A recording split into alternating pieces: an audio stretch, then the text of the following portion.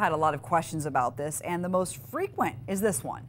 If there are concerns about safety, why did UF agree to let a known white supremacist speak on its campus? And Katie, why do taxpayers have to pay for all the security surrounding his visit? That's right. Well, first let's look at what's led up to this. On August 11th, Spencer spoke at the rally in Charlottesville against taking down a Confederate monument, and a protester was killed.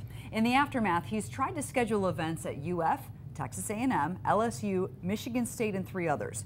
The schools blocked those attempts, all citing safety concerns because the protests in Virginia turned deadly. Spencer threatened to sue UF. And now, even though other universities are turning him down, the University of Florida says that legally the school absolutely has to let Spencer speak. The school's president, Kent Fox, told students it all comes down to the First Amendment and freedom of speech, no matter how divisive that speech is.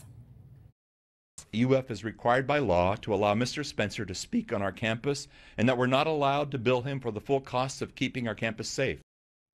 So it's hard to wrap your head around that. So Nightside reporter Mark Rivera spent the last several hours diving into why that's the case. Yeah, I want to connect the dots for you to show how we got to this point. The University of Florida hosting a white supremacist and paying $500,000 for extra security without sticking him with the bill.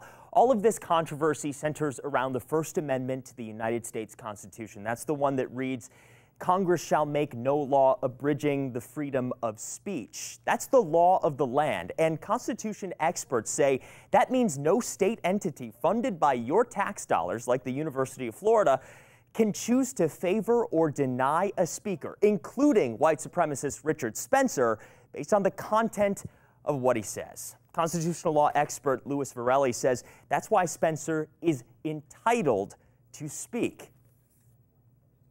The university is not permitted to deny him access to an otherwise public forum, because to do so would be to choose one kind of speech over another, or to be acting specifically against a particular message. That's what the First Amendment protects us against.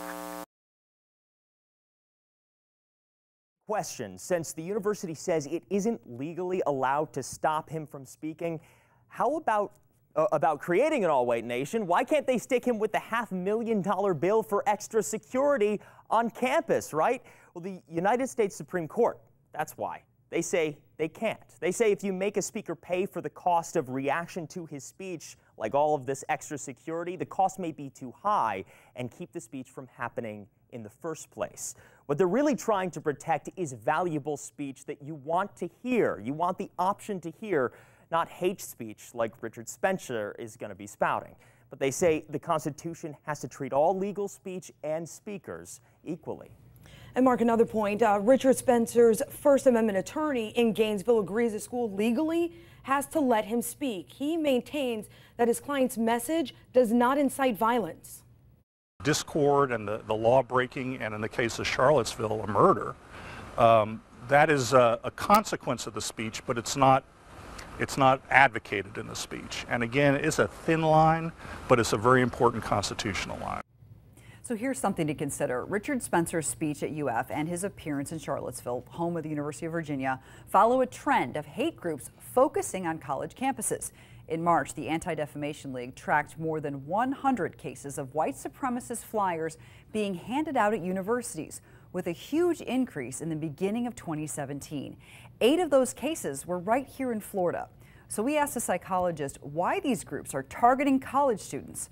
She says it's because at that age they're impressionable and forming their own opinions. Students are becoming who they are. They're, rebelling against their parents. They're trying to find their identity. They're the first time they have independence, that they can do whatever they want on their own. So I absolutely think that these people are very smart, and I think it is also up to the college campuses to know what's going on. Dr. Schechner suggests talking to your children about racism and discrimination around the time they start high school, and then checking back in with them when they start college. Richard Spencer speaks at UF tomorrow at 2:30 in the afternoon. We'll have crews inside the Performing Arts Center and outside, where thousands of people are expected to protest. You can follow along with everything that's happening at 10 News on our Facebook page, as well as the 10 News app.